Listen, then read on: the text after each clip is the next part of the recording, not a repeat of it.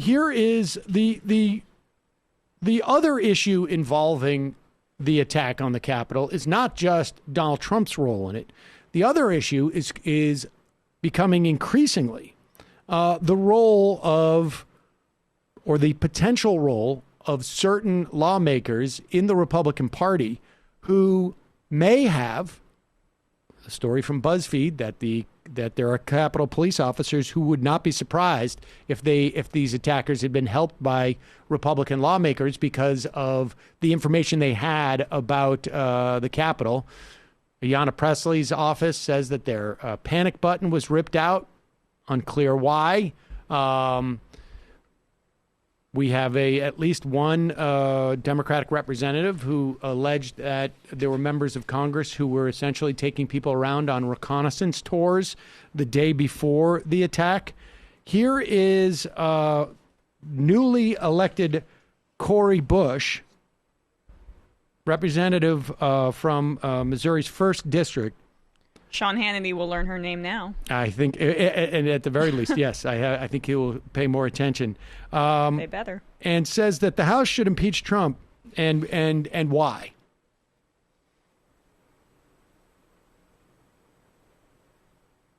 Madam Speaker, St. Louis and I rise in support of the article of impeachment against Donald J. Trump.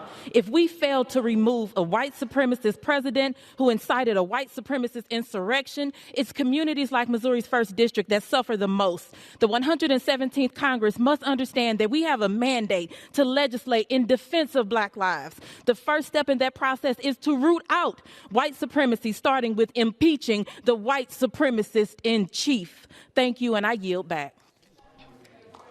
And from New York wishes to reserve the gentlewoman. You can hear the Republican voices booing in there. Here, following Cori Bush, Glenn Groffman, from congressman from Wisconsin's 6th District, gets up and tries, I guess, to refute the premise.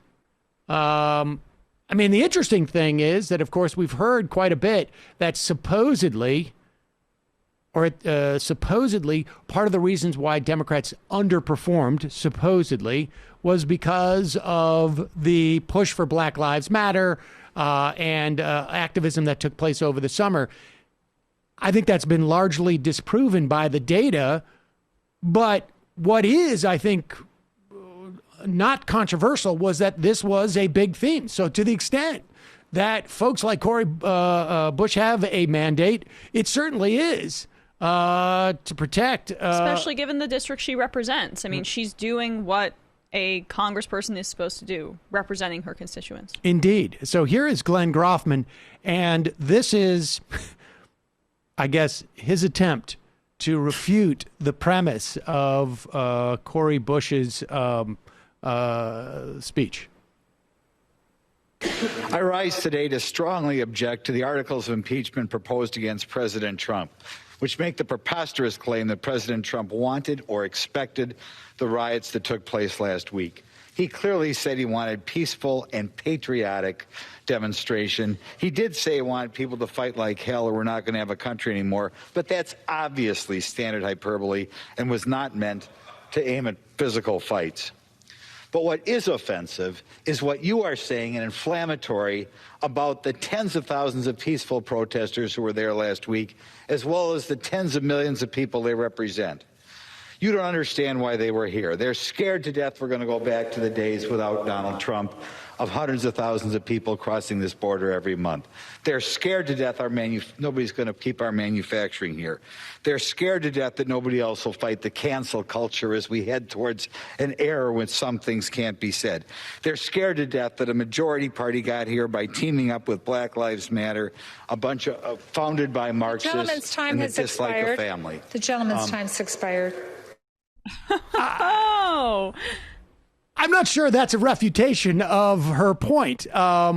Yes, we know that the Republican Party is deathly afraid of immigrants crossing the border. In fact, Sean Hannity, in the days following the attack on the Capitol, was hyping the latest caravan that supposedly is coming to the United States. You remember Good time to deflect. The last caravan that was headed to this country in the run-up, I think it was, to the 2018 midterm elections, where you had reports of Republican voters in the state of Minnesota concerned that their lake houses would be overrun by this caravan that supposedly was heading to the border. Now, of course, you can go back and look at the news reports of the caravan the day after the election, and somehow it just sort of melted away. The number one issue when I spoke to Trump supporters in Florida, when I was on that beat, the caravan that was basically doing an informal poll.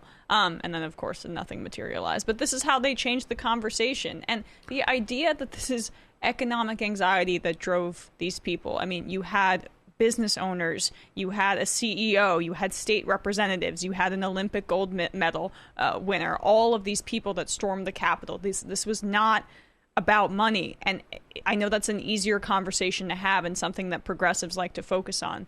But this was about white supremacy. This was involving white supremacists. This was an attack that is rooted in racial resentment, and ignoring that and pretending like it's different, it does a disservice to what we saw and doesn't get to the root of the problem. I know he's not a progressive. Grothman is making the argument there. I mean, the fact that there is this anxiety of immigrants coming from Mexico, not from anywhere else, incidentally. Of course. The fact that when you talk about our trade deficit, this is what Donald Trump ran on. The trade deficit is worse now than it was when Donald Trump came into office.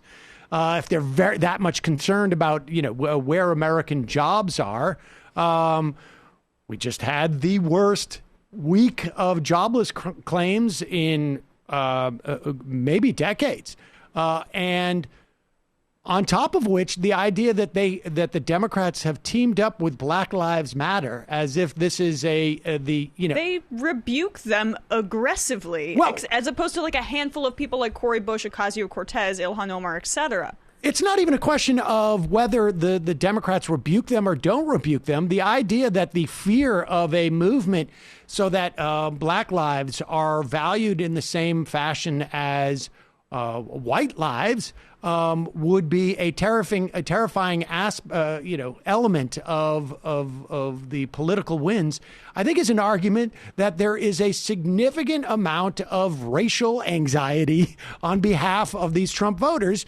and one which involves their concern that Black lives may end up mattering in the same way that their lives matter.